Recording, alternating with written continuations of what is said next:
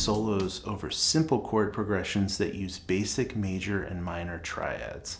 Now, I've talked a lot on this channel about playing over jazz and blues chord progressions that use seventh chords and more colorful, complex chords. But there are so many tunes that use simple triad-based chord progressions, I feel like it's a really important topic to cover. So today I'm going to show you a few tricks for building melodic solos over a simple chord progression in the key of A major. Let's get into it. For this lesson, we're going to play over a simple chord progression that goes F sharp minor to D major to A major to E major. This is the kind of thing we've all heard in countless pop songs, and all of these chords are triads, which means they're three-note chords consisting of the tonic, the third, and the fifth. Now, this progression is called a diatonic chord progression because all of these chords are diatonic to the key of A major. And we can find these chords by harmonizing the A major scale.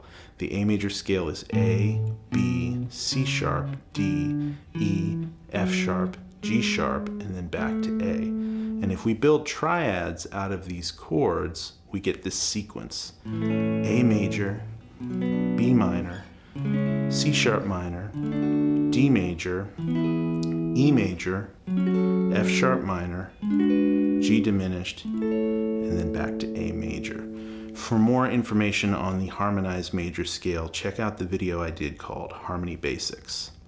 So the chords in this progression are all live within the key of A major.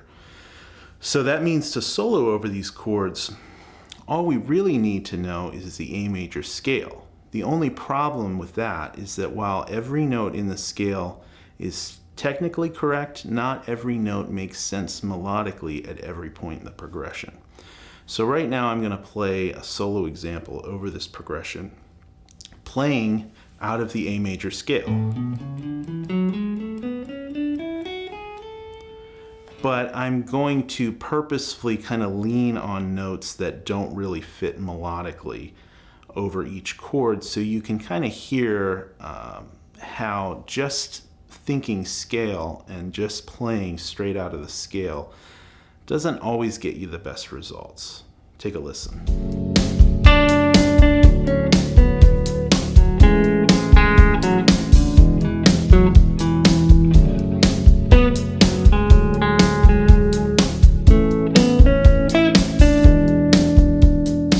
This doesn't work so well is because not every note in the scale actually defines each chord. For this, we have to look at the specific notes that make up each chord. And the easiest way to break this down and visualize it is by seeing the triad shapes for each chord on the neck. So let's map out the triads to these four chords in one position.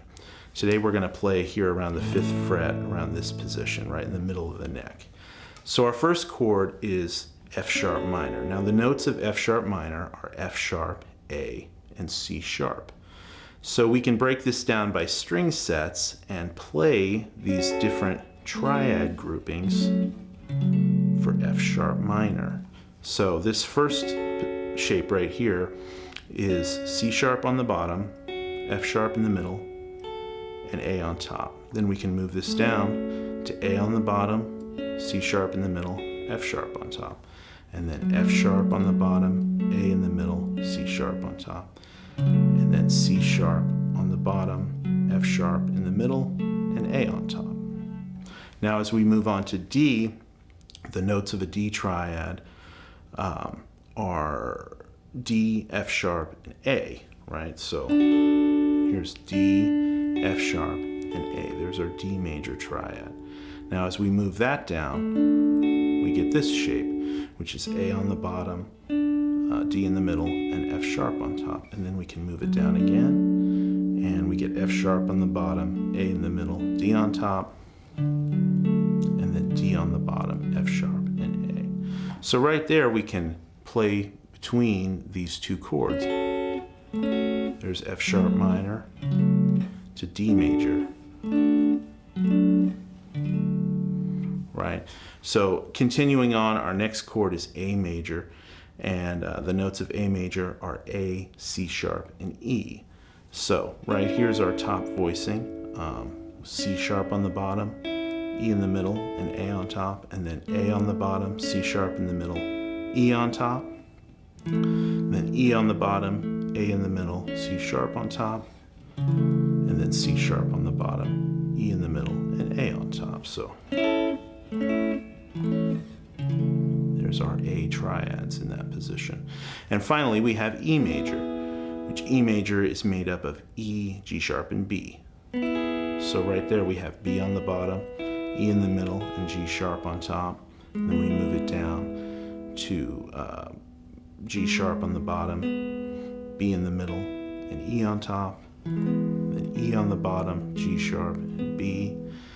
And then finally B on the bottom, E in the middle, and G sharp on top. So a great way to practice this is just practice cycling through the chords using these triad shapes. There's F sharp minor, D major, A major, E major. We can move it down. F sharp minor, D major, A major, E major. So one thing you'll notice is that all of the notes in these triads actually live within the A major scale.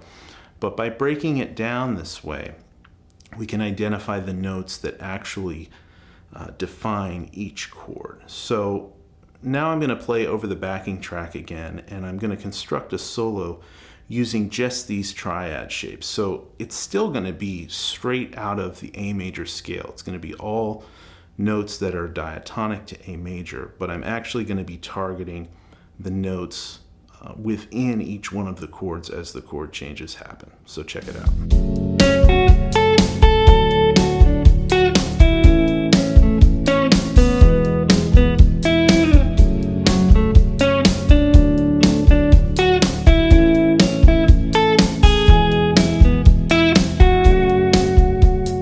So this definitely outlines the chord changes better, but it is pretty limited and it doesn't sound, super melodic. It's a little oversimplified.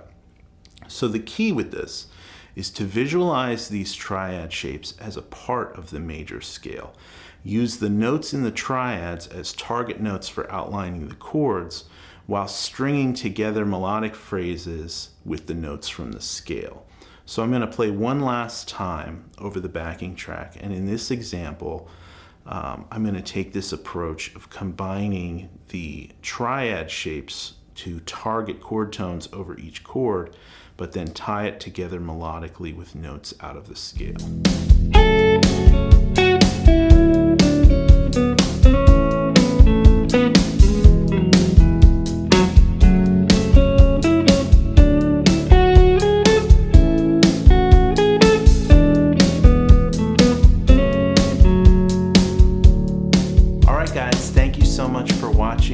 For more content regarding this lesson, head over to my Patreon page and be sure to hit the subscribe button if you haven't already. As always, thank you guys for supporting the channel, and I will catch you next time. Take care.